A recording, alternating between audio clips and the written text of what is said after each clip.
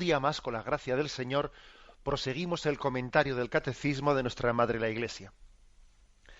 Ayer habíamos hecho el inicio, habíamos comenzado por el punto primero del Catecismo, después de haber hecho unas primeras consideraciones iniciales de cómo fue promulgado, cómo nació la idea de escribir este Catecismo de la Iglesia Católica. Decíamos que tiene mucha importancia fijarse en cómo la Iglesia ha querido comenzar a explicar su catecismo. Y decíamos que lo primero que nos dice la Iglesia es que Dios es infinitamente bueno, quiere nuestro bien, nos ha creado por amor, nos ha creado por una decisión libre, libérrima, nada le ha obligado. Si algo le ha obligado ha sido su propio amor. Su propio amor ha sido el que le ha llevado a querer que haya unos seres libres, creados a su imagen y semejanza, que compartan también su vida eterna, la vida eterna de Dios, compartirla. Es el punto de partida. Fijaros qué afirmación tan contundente que llena de sentido nuestro horizonte.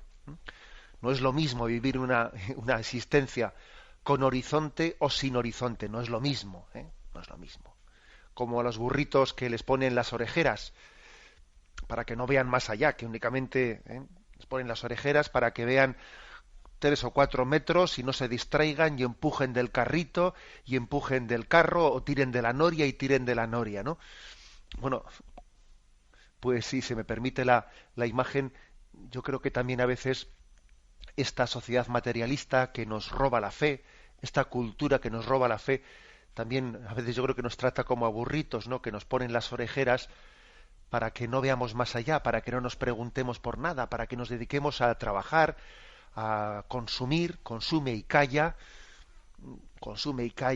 O sea, es un planteamiento de vida intrascendente en el que los hombres muchas veces son como utilizados para un montaje consumista, y esas orejeras que no nos impiden ver, ¿no?, el horizonte, sino que únicamente estamos viendo a corto plazo, ¿no?, con luces cortas, ¿no?, luces cortas nuestra vida, pues son pues esas orejeras son las orejeras de la increencia, del racionalismo, de únicamente un practicismo de vivir la vida desde lo inmediato,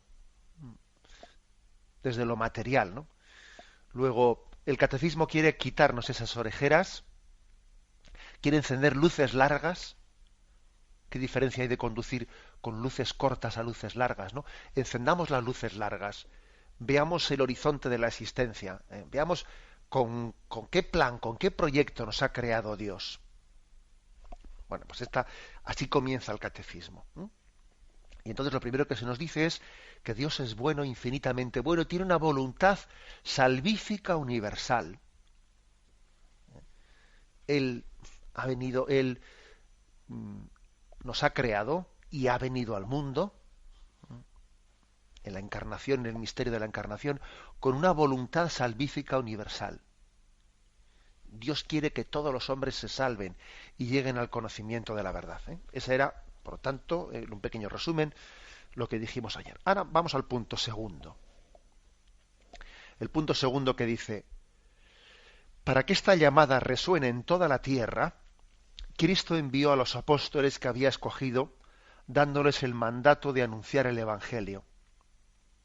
Id pues, y haced discípulos a todas las gentes, bautizándolas en el nombre del Padre, y del Hijo, y del Espíritu Santo, y enseñándoles a guardar todo lo que yo os he mandado.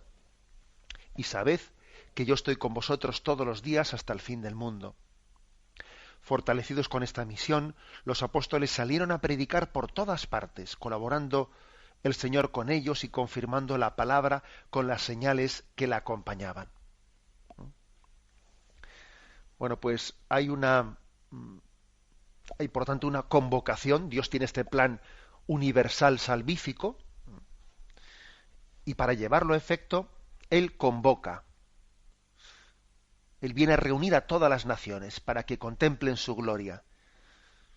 Y Él nos convoca, es decir, hay una imagen entrañable, que es la que San Ignacio de Loyola utiliza en sus ejercicios espirituales, se sirve de ella que es la imagen de Cristo Rey, y él hace una meditación en los ejercicios espirituales llamada la meditación del Rey Eternal. ¿Mm? Hay un rey terrenal y un rey eternal, ¿no?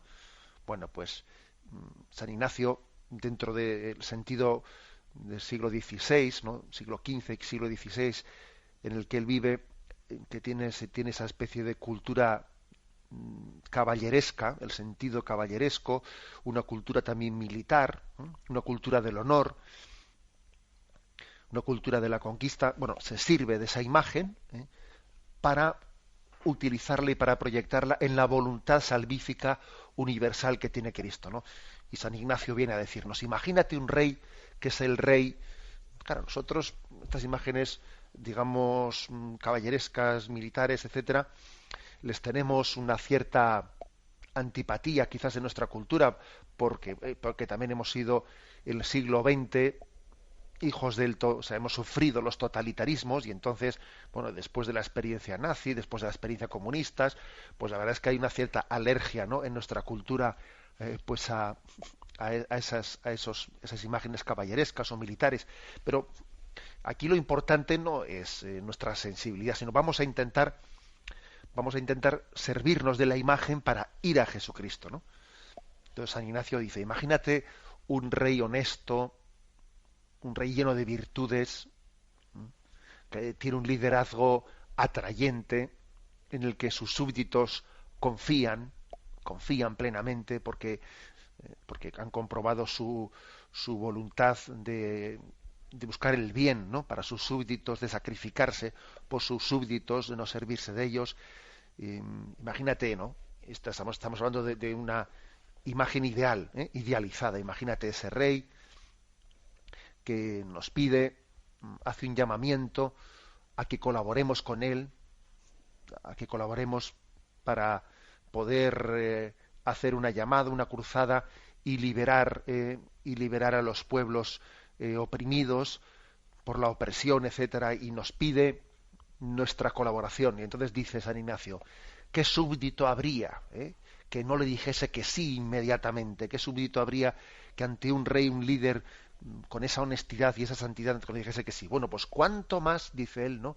Cuánto más si ese rey no es un rey terrenal, sino un rey eternal, es decir, que es el rey eterno, que es Jesucristo, el rey y príncipe de las naciones, que viene a decirnos, mirad, yo quiero salvar a todas las naciones, pero os pido ayuda, pido que colaboréis conmigo en esta tarea de llevar la salvación a todo el mundo. Es impresionante, ¿no?, verle a Dios pedir ayuda. Es impresionante. Porque claro, dice, bueno, ¿y cómo Dios nos pide ayuda? Bueno, es la forma, es la pedagogía de Dios. Dios no quiere salvarnos al margen de nuestra colaboración, sino a través de ella. Y fijaros, es más Dios por esto que por lo otro, porque, bueno, como muchas veces me habéis oído, ¿no?, ¿qué es más? ¿Hacer o hacer? Todavía es más milagro el hacer. Luego, Dios quiere que seamos instrumentos suyos para la salvación del mundo. Nos llama a colaborar con él. O sea, se hace el mendigo, se hace el ayúdame. Cuentan que había, esto es una especie de pequeña metáfora, pero que sirve para entender este estilo de Dios. Cuentan que había un mendigo muy pobre que había oído que iba a pasar un príncipe por aquella calle, y entonces desde primera hora de la mañana se colocó en el sitio más propicio para poder pedir limosna cuando pasase el cortejo del príncipe. Y entonces él escuchó las trompetas de cómo se acercaba el cortejo, y llegado el momento, viendo que la carroza del príncipe pues se acercaba hasta él, pidió por misericordia, pidió piedad y pidió limosna, y para su sorpresa el carruaje del príncipe se detuvo a su altura, bajaron las escalinatas y el príncipe descendió, y su perplejidad llegó al máximo cuando comprobó que el príncipe, en vez de sacar una moneda y entregársela, extendió la mano como un mendigo el príncipe y le pidió al pobre le pidió limosna al príncipe. No saliendo de su perplejidad, introdujo la mano en su zurrón porque no tenía más que un puñado, no tenía más que un puñado de granos de trigo, y cogió un grano de trigo de los que tenía y se lo puso en la mano del príncipe. El príncipe le agradeció el grano de trigo y se marchó. Se había quedado absolutamente desconcertado, ¿no? Aquel mendigo. Y por la noche, cuando volvió a su casa, y todavía no había encajado, ¿no?, lo que había ocurrido, y abrió su zurrón para alimentarse, ¿no?, con los pocos granos de trigo que tenía, comprobó que había un grano de trigo de oro. O sea, el grano de trigo que él había dado al príncipe estaba ahí revertido en oro. Y se arrepintió. Y se arrepintió de no haberle dado todos los granos de trigo que tenía, ¿no?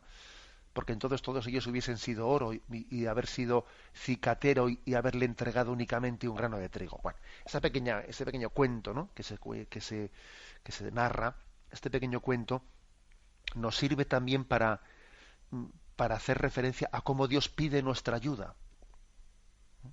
Nosotros somos mendigos y Dios dice: sí, yo te ayudo, pero ayúdame a llevar mi salvación a todo el mundo. Y entonces esa generosidad que pide de nosotros en realidad es un regalo, más que una generosidad. Es como en el cuento que he contado. En realidad el príncipe pide, pero él está regalando, y los granos de trigo que le damos él nos los revierte convertidos en oro. Pero es cierto que Dios quiere que seamos partícipes, que le ayuden. Este es el misterio de la Iglesia. Esta es la Iglesia. Que cuánta gente no entiende, no entiende la palabra Iglesia, le resuena antipática. Hemos llegado a un grado, ¿no?, de secularización, de laicismo, de anticlericalismo, incluso que la palabra Iglesia ha llegado a resonar como algo antipático, ¿no? Antipático, siendo así que la Iglesia es el misterio en el que Dios ha pedido la ayuda del hombre, ha pedido nuestra colaboración, nuestra participación en su misterio salvífico. Luego la Iglesia es un milagro, por mucho que nuestra cultura haya intentado hacer de ella algo antipático para la cultura del mundo. Decía nuestro queridísimo Juan Pablo II: la Iglesia es la caricia del amor de Dios al mundo. La caricia del amor de Dios al mundo. Que no nos robe, ¿no?, el amor a la Iglesia. Y tendremos a lo largo del catecismo tiempo para hablar de este asunto en profundidad. Pero estamos ahora haciendo esta primera afirmación. La voluntad salvífica de ese Cristo Rey, que nos llama, que hace una llamada que quiere que resuene en todo el mundo, que no haya nadie que se quede fuera de la invitación a este banquete, y que nos dice: ven, que tú tienes que ser mi altavoz. Tienes que ser mi altavoz. Yo seré la palabra y tú serás el altavoz. Y nos introduce en ese misterio. Él viene a nosotros, pero también nos introduce en su misterio, y que es el misterio del ofrecimiento de esta salvación al mundo. Por eso también el catecismo comienza por aquí, decir: mira, todo esto que te vamos a explicar, esta doctrina de revelación, este evangelio que va a ser expuesto en forma de catecismo, es Dios que viene al mundo, se ofrece y también toma a la Iglesia como instrumento para decirte: esta es la doctrina de Cristo, esto es lo que Dios ha querido que conozcamos, para acercarnos a su camino de salvación. Me despido con la bendición de Dios Todopoderoso, Padre, Hijo y Espíritu Santo. Alabado sea Jesucristo.